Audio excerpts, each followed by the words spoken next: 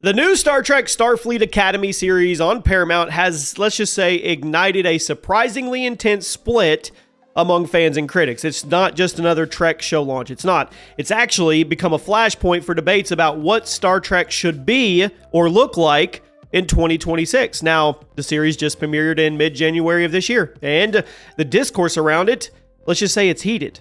So why does it matter right now? Because Starfleet Academy isn't just a one-off experiment. It is positioning the future of the franchise, and it kind of arrives on the heels of Star Trek Discovery's finale and during Trek's big 60th anniversary wave. So people are divided. The tone, the direction, all of it, and how it could actually shape or not shape where we go. Welcome to the channel, everybody. Today we're going to go over everything about Starfleet Academy. Is it actually posed to be canceled? Is it going to continue? Is it actually a good show, or are all the naysayers completely right with all of the critiques they have about it? We're going to cover all the leaks, rumors, confirmed facts, everything about it. So sit back, because this one's going to be in depth. And I know whenever I put up a Star Trek video, the fans show up in the comment section.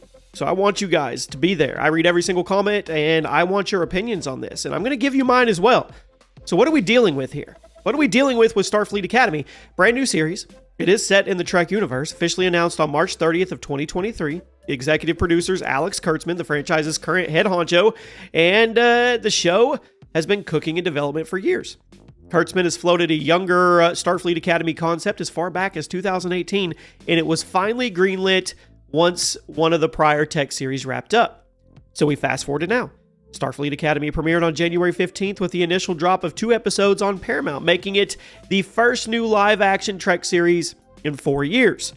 Now, it's set in the 32nd century. It's around the year 3191 AD, which places it into the far future timeline introduced by Trek's Discovery's later seasons. In fact, this show is essentially a direct spin-off of Discovery. It takes place over 800 years after the Next Generation era. That's crazy to me. That blows my mind. And it's a post-apocalyptic Federation rebuilding after a cataclysm called the Burn.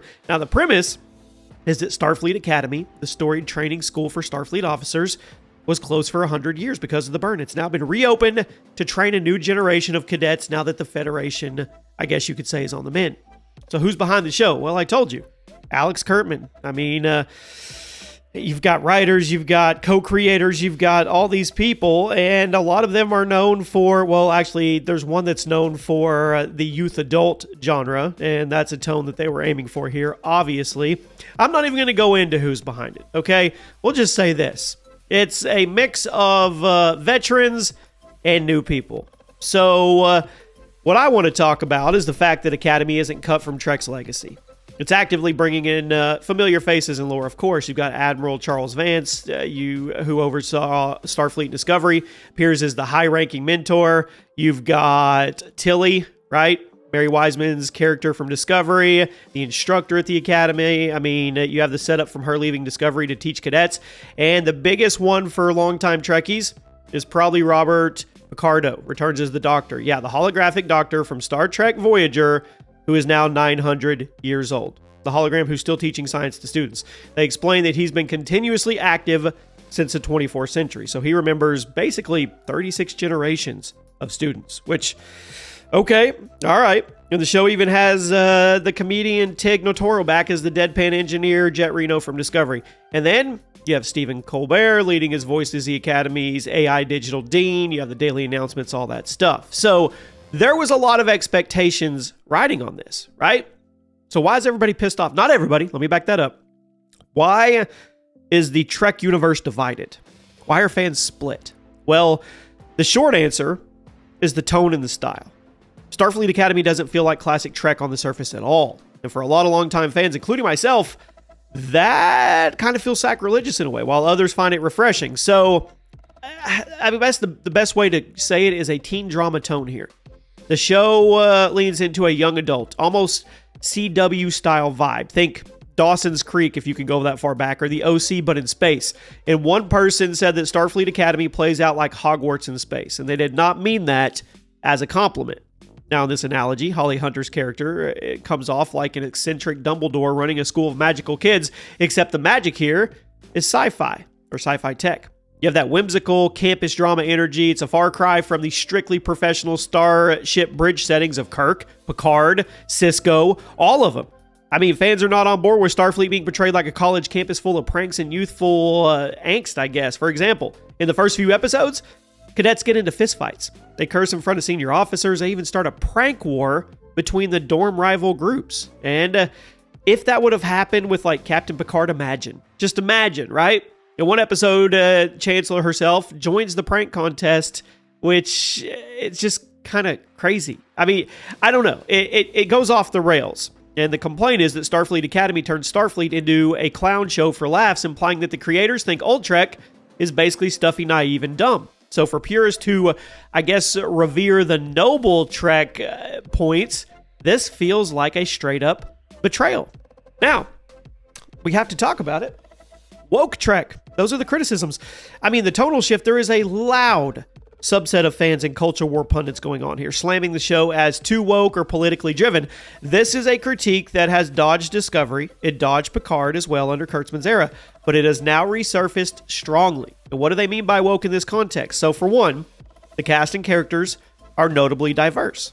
The cadet squad features multiple women, people of color, lead roles. There are hints of LGBTQ representation, progressive themes. For instance, one cadet is a holographic trying to find her identity, which can be seen as a sci-fi spin on identity issues. And to many Trek fans, diversity and social commentary are nothing new. Star Trek has been tackling progressive issues since the 60s. They truly have. But today's anti-woke crowd sees any focus on these elements as pandering or agenda-driven. Now, the show's villain arc probably adds fuel here. The main antagonist in season 1 is a character named Noose Braca, played by Paul Giamatti, which he's awesome. He's an awesome actor, and he's part Klingon, part Tellarite, who rallies people through hate and division. So the showrunner Kurtzman openly said this villain represents a tide that has swept across the world in a very upsetting way, reflecting a rise of people who use hate to sow division and oppose empathy. That's not subtle. Clearly a saying for contemporary extremist movements in real life.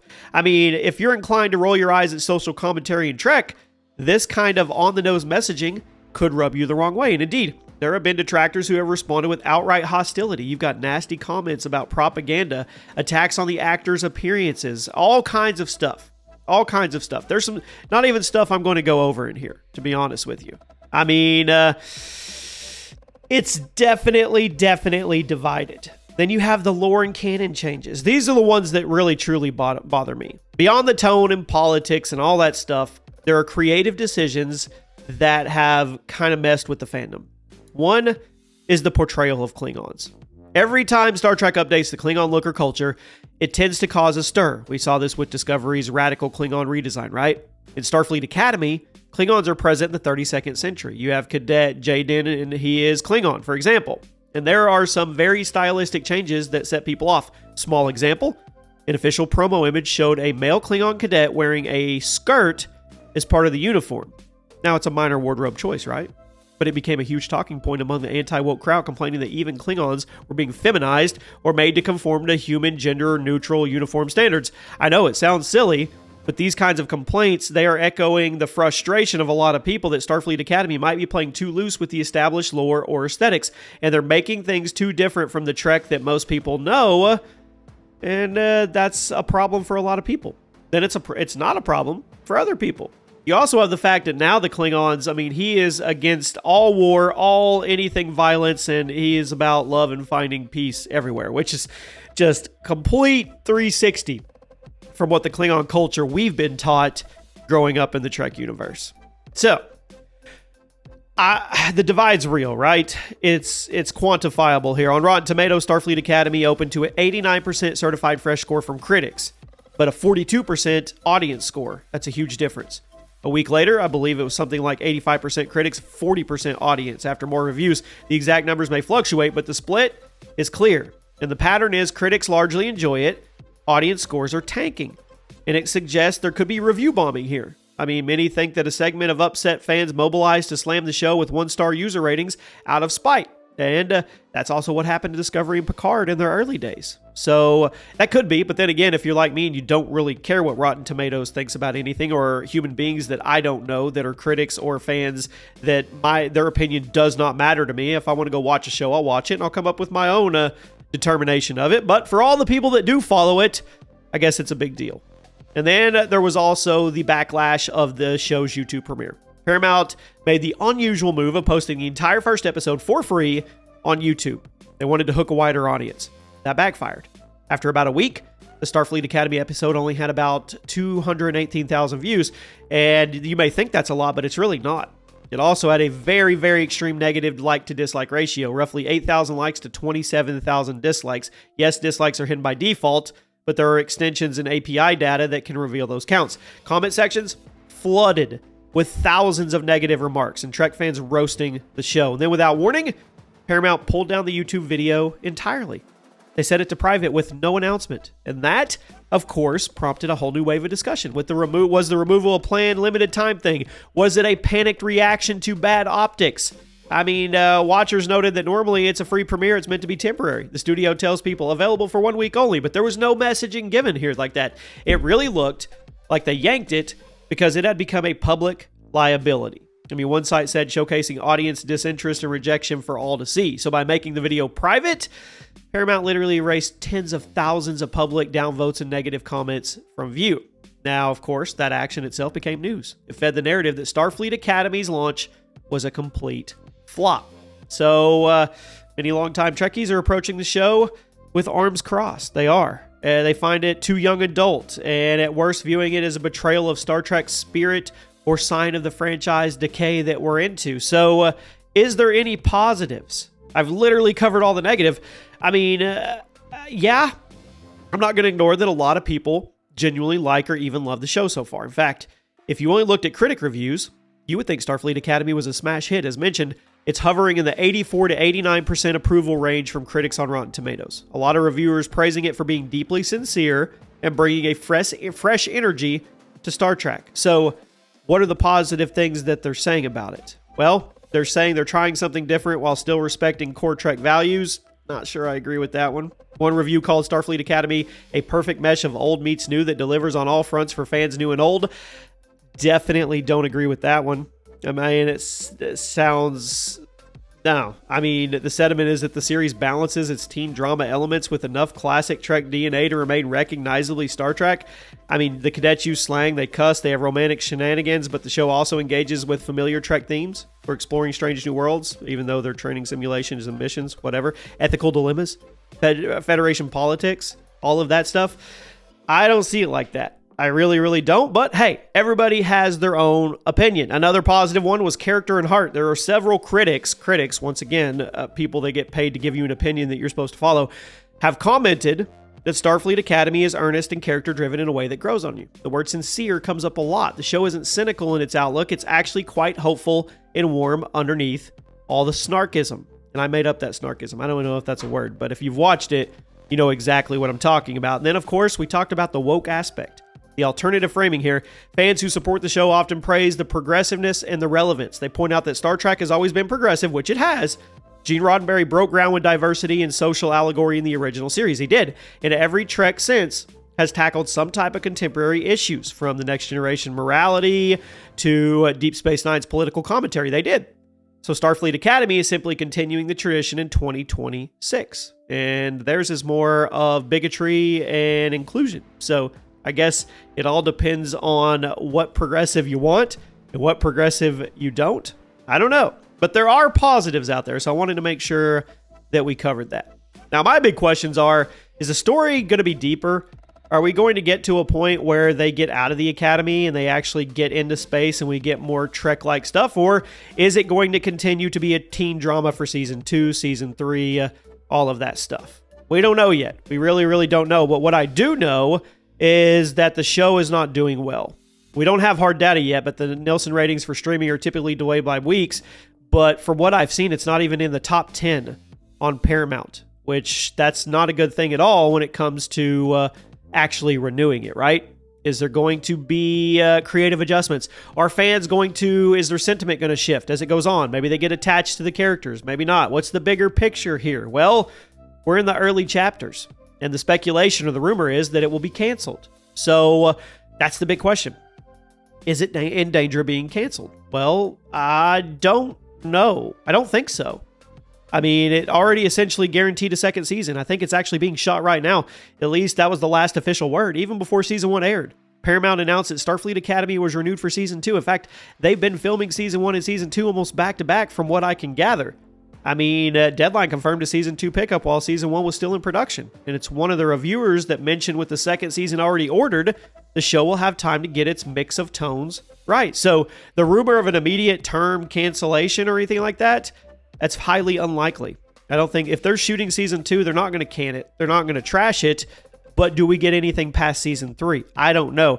I really feel like what has to happen here is they have to hear both sides.